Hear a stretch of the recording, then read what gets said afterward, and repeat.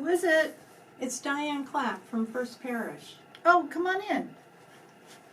Oh, Sue, it's so good to see you. Good to see you too. Oh, you've been through so much. No. Oh, thank you for letting me come and visit. I wasn't sure I really wanted to have a visit because I don't really understand what pastoral care does for people. Right. So- And I was so glad that when I called you, you were willing to have me come over because a lot of people are thinking of you. And I just want to, you notice I brought this beautiful quilt that's made by It's the lovely. people Do we at know who First made it? Parish.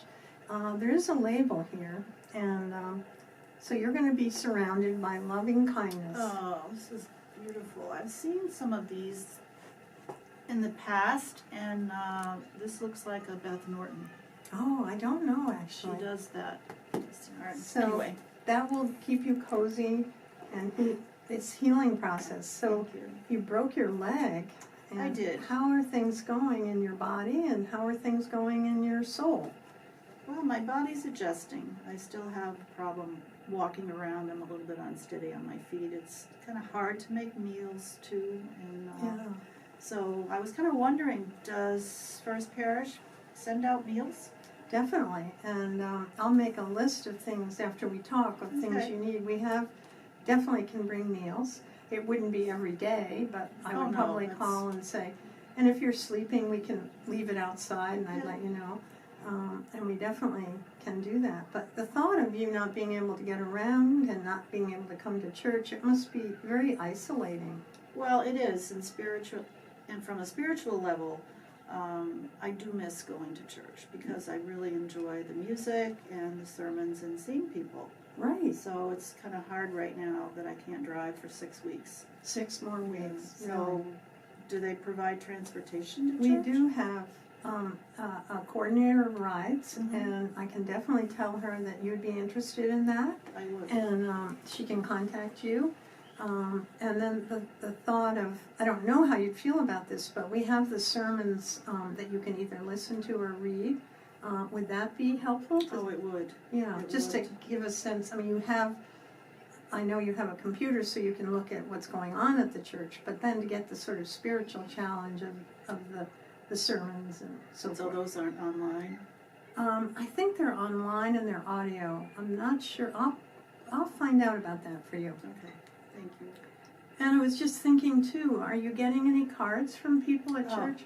I've been overwhelmed. Really? And a lot of the cards are the little photographic cards that Kathleen Elcox puts together Yes. every Sunday. Yeah. Those are really nice. And Oh, a lot of them nice. are seasonal, so it was nice to get some of those in the wintertime. So you feel connected as much as you can. To some extent, Yeah. yes. And how discouraged are you about yet another health issue?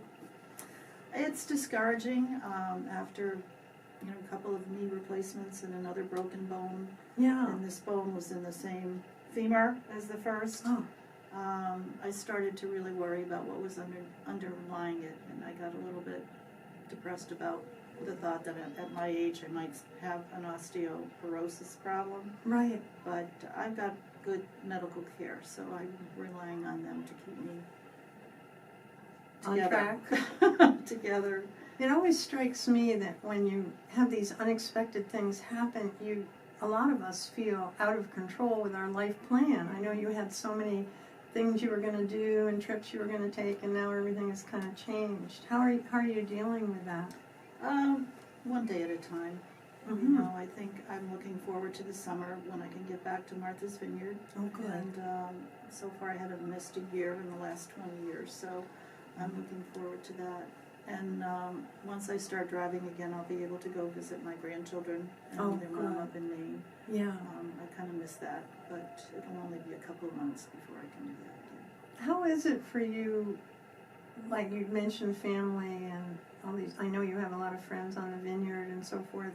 Are people rallying, or is it hard for you to ask for help? So many of us have that issue of like, I'm fine, I'll be okay. How are you? Well, with that? I have been like that in the past. In fact, Pastoral Care called me the first time when I had my knee replaced, and I said, "Oh, I'm doing fine, I don't need you." Mhm. And I said it again and again. But this time I thought, something is speaking to me that I really need to connect with that part of First Parish, and I'm glad that I did. You know, and it's a two-way thing, because it's so helpful, at least for me and for other pastoral care lay ministers, to know that we can be of help. You know, it's very rewarding. So that first step of asking or letting help in is really rewarding for all the people that make the meals and the shawls and the driving. And you mentioned music, and I was just sort of pumped in my mind. Would you want the by your side singers to come and sing for you? Yes and no, because I have had a hard time asking for help. Right. But when you called to schedule this appointment, you clarified one thing for me, that it's not just for people that are end of life Right. or elderly. Right. So I'm not in either category at the moment, but I just thought, well, let's just see what else you can offer. Yeah. I would entertain that. You know, I think a lot of people think that by your side singers are for hospital visits or, you know, near-death experience, and they've been so helpful to people who are homebound or just going through a lot, and they can just soak in the music in their comfortable setting wherever they are. So I can let them know, and they can set up a time for you so you can get nourished by the music. That would be important. And I was wondering about the isolation, because you don't have family really nearby. Are neighbors and things helpful, or are you kind of in your own? You know, I have neighbors that come in now and then, and a couple of my close friends don't live too far away, so I don't feel that isolated. That's I'm good. just frustrated that I can't move better than I'm moving right now. I know, and it's a long path. Yeah. And as you think about this, are there other issues that are kind of getting triggered as you go through this recovery period? Any other losses that you've had that kind of are surfacing and you're surprised at?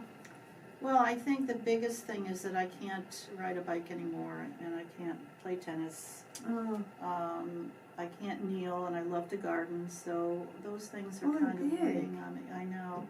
that's really big. Yeah. It's not just a leg, it's like all levels of enjoyment. Mm-hmm. Yeah. And you have, of course, the option always of talking to the senior minister at any time that you want.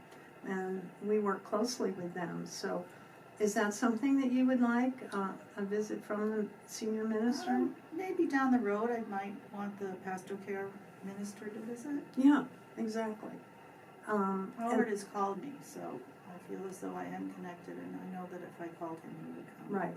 As they say, it's a phone call away. Yeah. Yeah. And we also have another level of visitors called friendly visitors, and they just come to sit with you, knit with you, chat with you. Is that anything that would be helpful during this time? I don't know. I think I just give it a few more weeks before if I really feel as though I need something like that. Okay. And as you were thinking about me coming, what were the things that you wanted to ask me about in terms of services that we can provide through First Parish?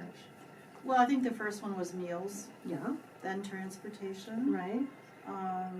and then just general support. Right. And you know, the transportation thing is definitely through our church, but also there is the ride, you know, through the Council on Aging. And there's a really good resource list on the website of First Parish, so you can look through that. And there may be some things, even getting groceries delivered. Oh, wow. You know, there are certain markets that do that, and drugs, not you know, prescription drugs, that can be delivered at home. Those kind of things can really alleviate. That would be very helpful. Yeah. So check that research, I will. the resource. And we also have an amazing, you probably know this, but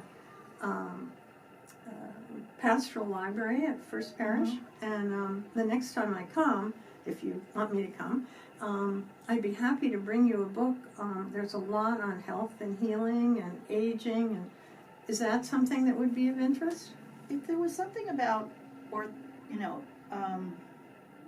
osteoporosis or osteopenia. Yeah, In the later years, I might be interested in finding out yeah, the background of what is there and how to, prevent it or just slow the process down. right. In terms of nutrition, Yeah, exactly. I know there's medication, but my physician's not quite ready to go that route. Yeah. And when you get stressed out about all of this, what are you finding is a source of comfort for you? I like to read. Oftentimes I'll read books, I'll read poetry. Oh, nice. I've tried meditating, but I don't always finish it off. You Yeah. know, I just try. I don't think for me. at Not for all. you? No. And do you listen to the meditation or are you reading it? I usually listen to it Yeah. on my cell phone. Yeah. And I also listen to a lot of classical music. Oh, nice. Yeah. So you know what nurtures you at this difficult time. And I'm so glad that you're opening up to us helping you in this process of recovery and adjusting to this. And so we'll be in touch for sure. Any other thoughts before I go? And I don't thank you think so much for the tea. You're quite welcome. Well, it's so good to see you. Good to see you too. Okay, Thanks I'll for talk to you coming. next week.